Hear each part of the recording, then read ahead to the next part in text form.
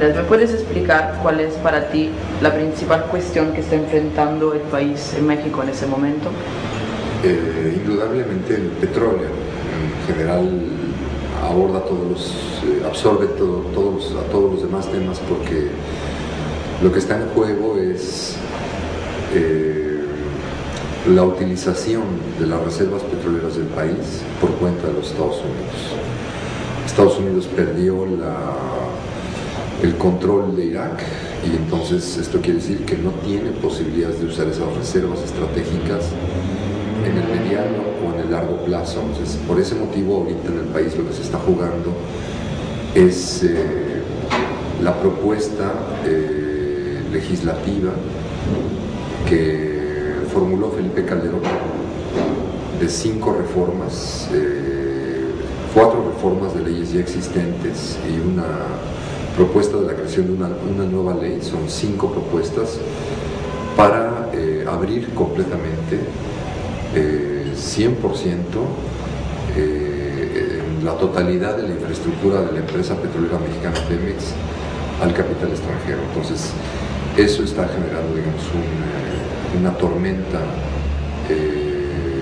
sin precedentes en la historia del país, porque implica digamos, entregar a los Estados Unidos lo que constituye la base de toda la economía mexicana, que es el petróleo. Bueno, una vez fuimos 16,000 gentes en un pueblo como Cuernavaca, 16,000 gentes en contra, una marcha en contra. Los abusos, cómo llegó la policía, estaban parados tranquilamente, aquí Magdiel está, sabe, estaban en la calle, pacíficos, y llegaron 400 elementos de la policía a agredirlos brutalmente, los metieron a la cárcel, los golpearon, los echaron como sacos o sea, ese tipo de violencia y ese tipo de coalición de los gobiernos con las corporaciones es una reproducción que se está haciendo en muchos países del mundo.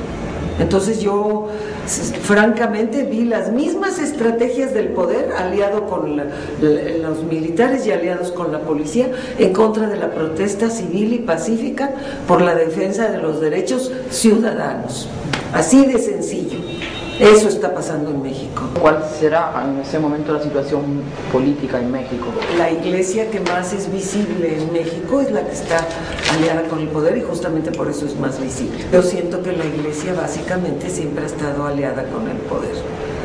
Y en el caso de Calderón, pues definitivamente, mi opinión es que es el peor gobierno de ultraderecha que hemos tenido. Yo siento que hay mucho movimiento en México. Hay un movimiento muy fuerte de bases, las gentes que se llaman López Obradorcistas, que todavía están apostándole a la política de partido, que yo no creo, la política electoral tampoco creo. Entonces, esto ha generado grandes descontentos desde abajo. No la coalición de gentes, pero se ha demostrado el descontento popular por estas grandes masas de gentes que llegan al Zócalo. Hace unos días estaban más de 1 millón de gentes, o no sé cuántas gentes, con López Obrador. El zapatismo también congrega grandes masas de gente. Hay un problema de clase entre los movimientos urbano-populares o los movimientos de las ONGs y los movimientos indígenas, porque como la cuestión, los indios siempre han sido inferiores han sido considerados inferiores.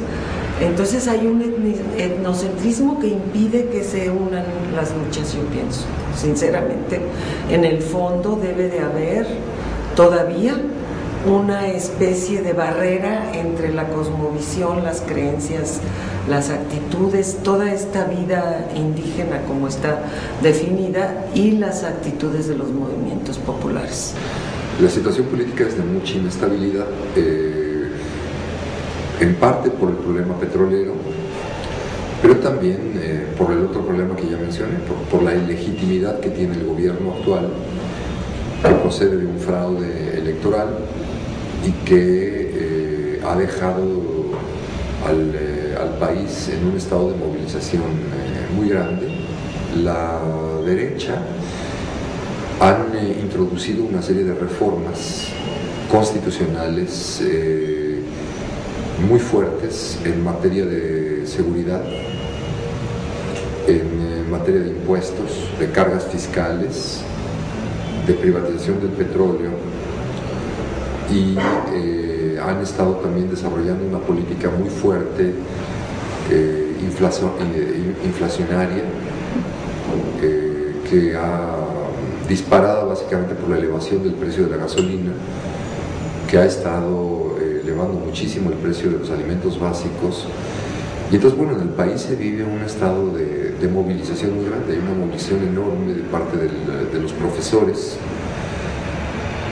para tratar de revertir las reformas de la seguridad social. Están amparados más de 1 millón de trabajadores en contra de las nuevas iniciativas de ley.